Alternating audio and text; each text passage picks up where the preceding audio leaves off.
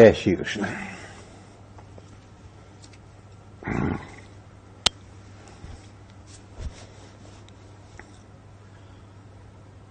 कृष्णाय वासुदेवाय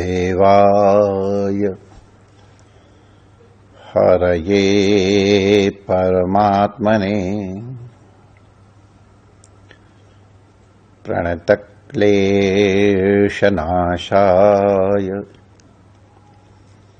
श्रीगोविन्दाय नमो नमः। ठाकुर हमरे रमण बिहारी, हम हैं रमण बिहारी के।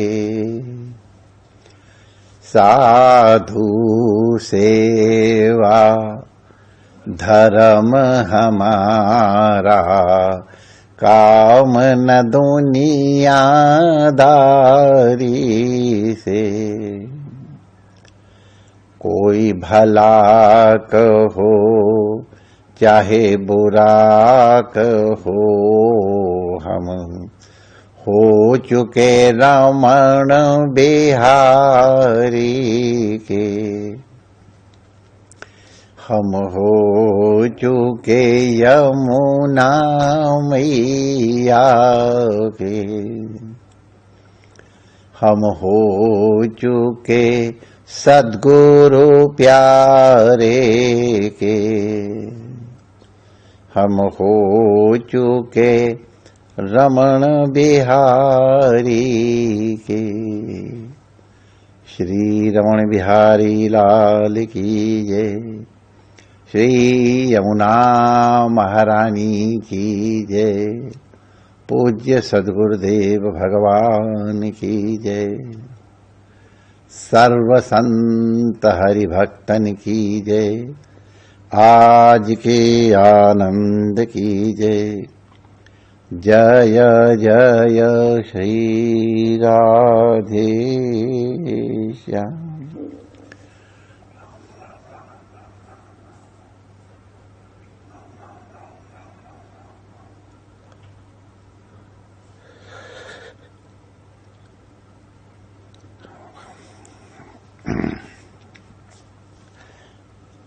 नारायण नारायण नारायण नारायण।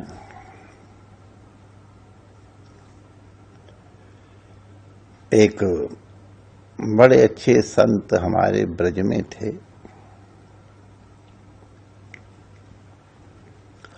उनके पास एक माता आई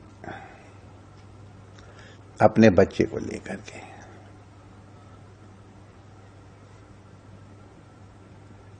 और उसने उन महात्मा से कहा, उन संतों से कहा, महाराज इस बच्चे के पेट में कुछ गड़बड़ी है, डॉक्टरों ने इसको गुड़ खाने से मना किया है।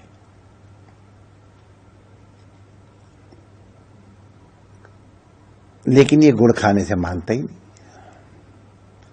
इसको मार के देख लिया, कूट के देख लिया, गुड़ छिपा के भी देख लिया तो चुरा करके खा लेता है। महाराज मैं हार गई हूं, अब आपकी शरण में आई हूं। जब सब जगह हार जाते हैं ना, तब मजबूरी में संत के पास आते हैं। जो सत्संगी उनकी बात अलग है, लेकिन सब जगह मंजिल भटक कर ली शरण अब आपकी। तो संत ने बड़े प्रेम का, अच्छा भैया अब तो ऐसो कर, ब्रजभाषा में, तू 40 दिना बाद आ जाइयो। 40 दिन? हाँ भाई 40 दिन बाद आ जाइयो। तो माता ने स्वीकार कर लिया, गई।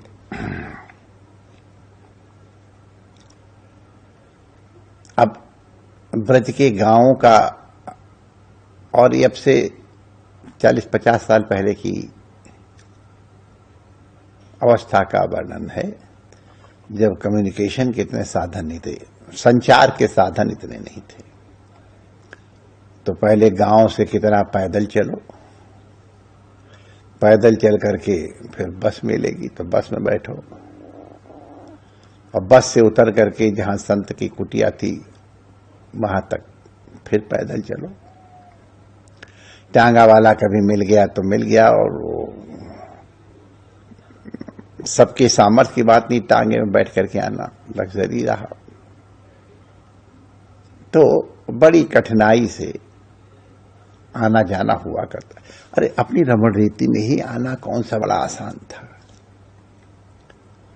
रेलवे स्टेशन पे उतरो तो वहां से पहले यमुना तट तक पहुंचो, फिर नाव से उस पार आओ, नाव से उस पार आकर के फिर बस मिलती थी, बस में चढ़ करके माने नाव से उतर करके चल के तब बस मिलती थी, बस में चल करके आए, महावन उतरे, फिर वहां से पैदल चल करके आया करते थे। सड़क कहाँ थी, बड़ी बड़ी फूस की वो झाड़ियां, तो उन्हीं के बीच में से आते। ये तो आप लोगों ने बहुतों ने देखा होगा, हम लोगों ने देखा है। तो बड़ी कठिनाई से वो माता 40 दिन बाद आई। उसने ये सोचा था कि महात्मा कोई ताबीज बनाएंगे, कोई गंडा बनाएंगे, कोई झाड़ा फूंकी करेंगे, कोई मंत्र करेंगे। लेकिन जब वो आई बच्चे को लेकर के, तो महात्मा ने बच्चे पर, बेटा तुम्हारा क्या नाम है? मेरा नाम ये है। बेटा अब तुम आज से गुड़ नहीं खाना। अच्छा बाबा ना खाऊंगा, हाथ जोड़ के कहूं मैं ना खाऊंगा। मैया सोच रही अब झाड़ा लगाएंगे, अब कोई गंडा बांधेंगे, कोई ताबीज देंगे, कोई मंत्र से कुछ नहीं किया। तो मैया पूछती है गो बाबा। बड़ी बासियों की भाषा भी तो अच्छी होती है, आप जानते ही हो। हाँ मैया है गो। कछु गंडा ताबीज ना मैया, कछु जरूरत ना है, अबे गुड़ ना खाएगो। अरे बाबा तुम्हें कहा पतो, मेरो पैदा कियो भयो है, मैं जानू या कि एक एक नशे, तुम तो बाबा जी बन गए, तुम्हें कहा पतो। अरे तुम्हारे मोहड़े में वादिना छेद ना आए हो, हमें इतना परेशान कियो, 40 दिन तक इंतजार करवाए हो। मैं कैसे कैसे पैदल चल के बस में बैठ के पे कैसे कैसे घाम में धूप में आई हूं, और बस तुमने खाली कह दियो जाओ बच्चा गुड़ मत खाइयो, वादना ना खा सकते। तो महात्मा लोग सरल होते, समझ गए माता दुखी है, उसकी इच्छा पूरी नहीं हुई इसलिए दुखी है। तो संत लोग बुरा नहीं मानते हैं, उसके प्रेम को समझे। तो कहा भैया अब ये गुड़ ना खाएगो। अरे ना खाएगो कैसे ना खाएगो, तुमने कह दी नहीं है, हमसे 1000 बार कही ने, वादिना तुमने क्यों ना कही।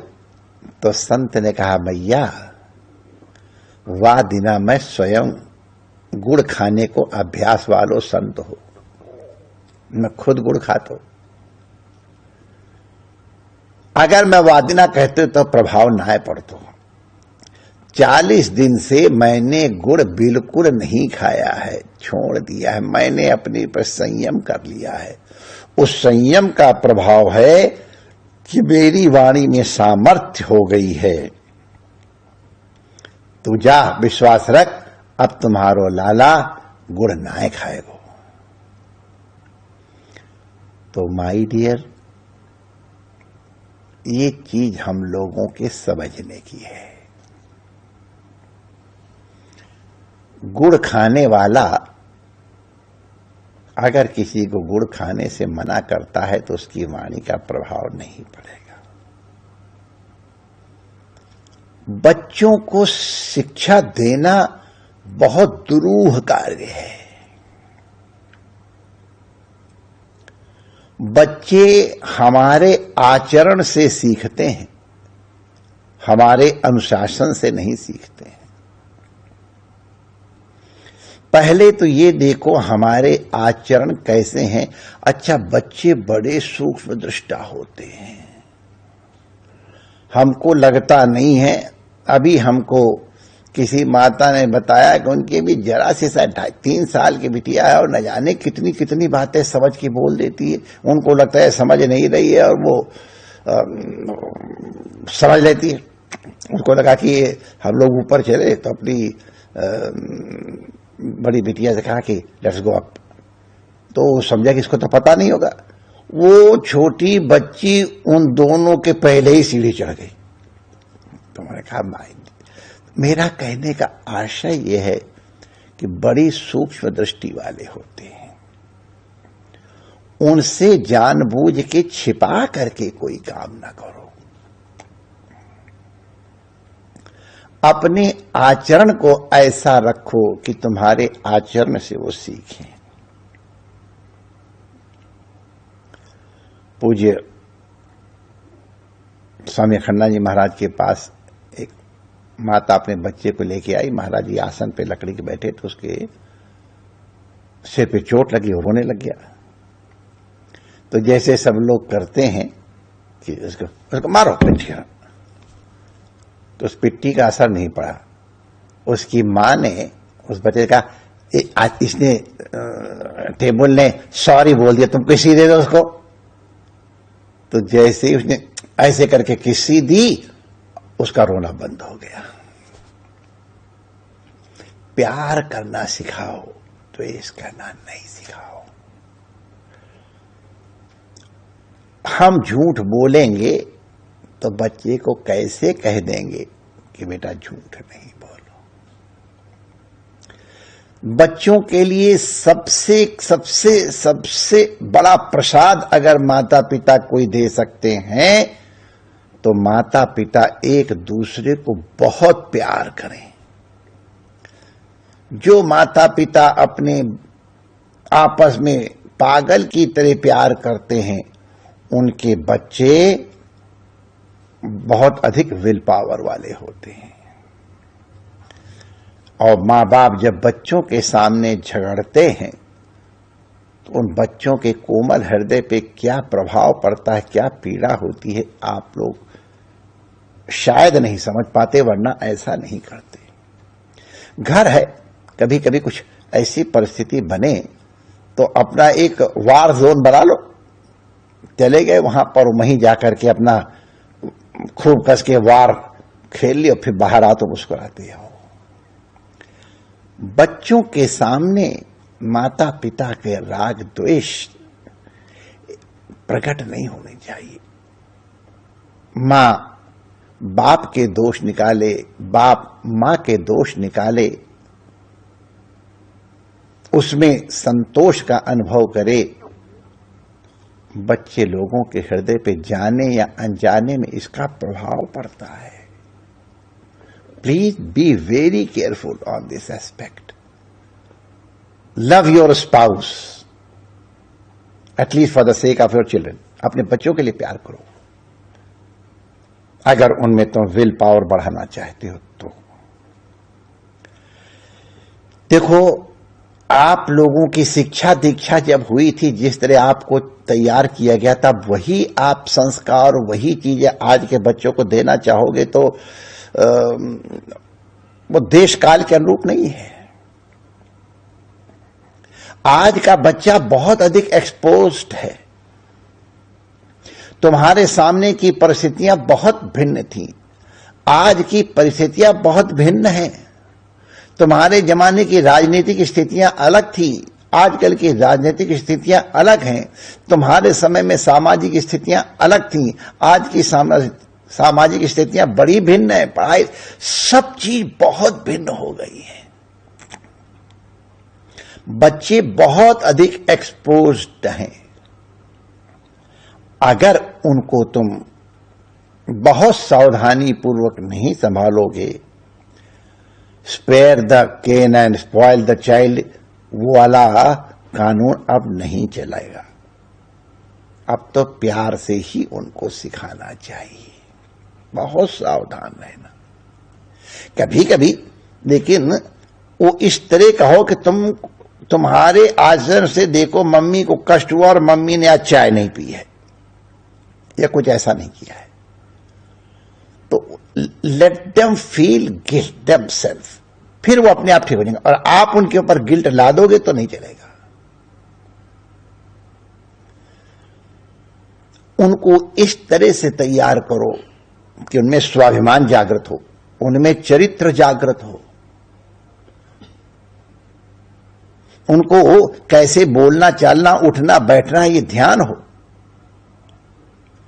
आजकल हर माता चाहती कि मेरा लड़का टॉप में आए, कैसे भी हो इस तरह से टॉर्चर करती हैं बच्चों को कि तुम्हारे इतने नंबर कैसे कम आ गए।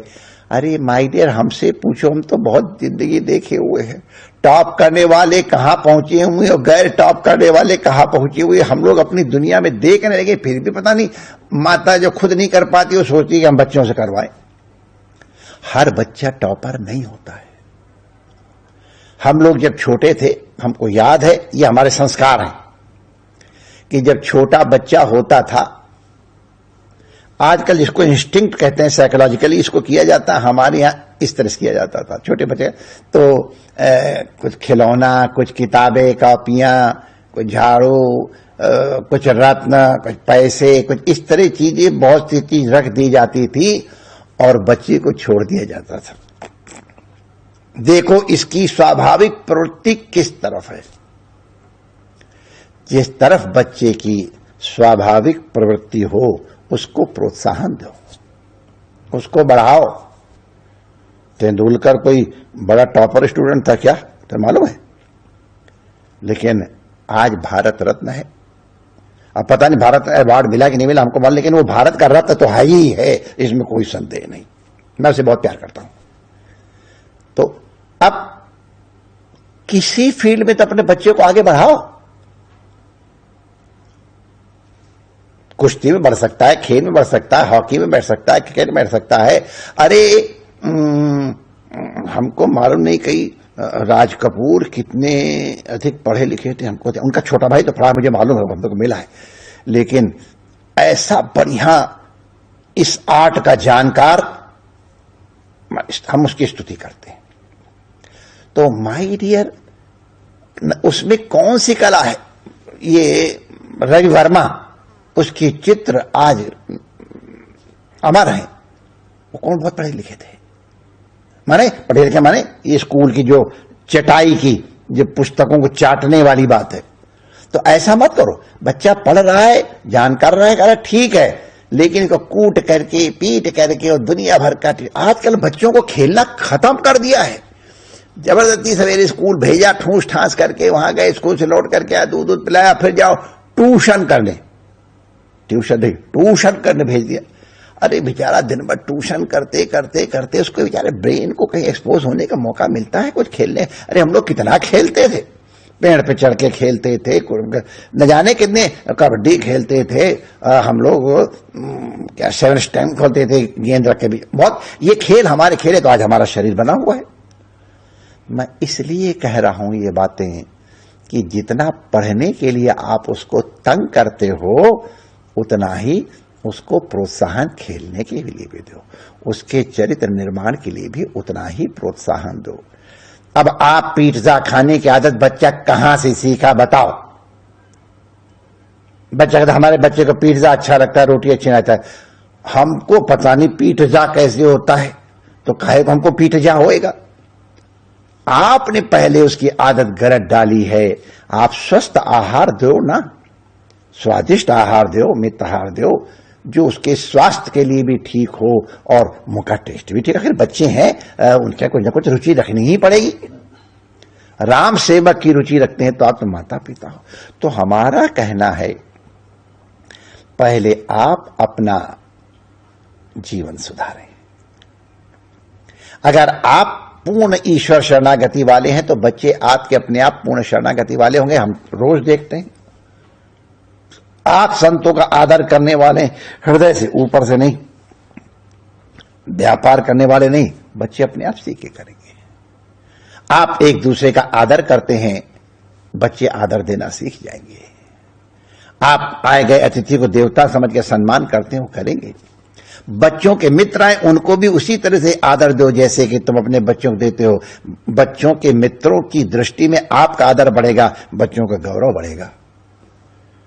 पहले माता पिता स्वयं सुधरें, उनके सुधार से बच्चों का सुधार स्वाभाविक होगा।